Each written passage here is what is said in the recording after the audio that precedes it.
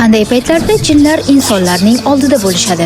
Keling ko'rib chiqamiz. Jinlar ko'rinmas mavjudotlar bo'lib, ularning mavjudligiga ishonish islom aqidasining bir qismidir. Shuningdek, jinlar insonni vasvasa qilishlari ham mumkin. Keling bugun yomon jinlar haqida gaplashamiz. Baqara surasida Alloh aytadi: "Albatta jinlar, shaytonlar sizlarning ochiq dushmaningizdir." Birinchisi, yalang'och yuradigan, kiyimsiz ko'p vaqtini o'tkazadigan insonlar oldiga jinlar kelishadi. Shuning uchun kiyimingizni yechayotganingizda Bismillahirrohmanirrohim deyishni unutmang. Ikkinchisi, siz hojatxonaga kirganingizda, agar bilsangiz, jinlar fahsh va najosni yaxshi ko'rishadi, ya'ni nopoklik va axloqsizlikni. Shuning uchun hojatxonaga kirishdan oldin mana shu duolarni aytishni hech qachon unutmang. Allohumma inni a'udhu bika minal hubsi wal habais. Ma'nosi: yo Alloh, men sendan erkak va ayol jin shaytonlardan panoh so'rayman. Oxirgisi esa quyosh botayotgan paytda. Payg'ambarimiz sollallohu alayhi vasallam shunday deydilar: agar quyosh botayotgan bo'lsa, bolalaringizni ichkariga kiriting, chunki bu vaqtda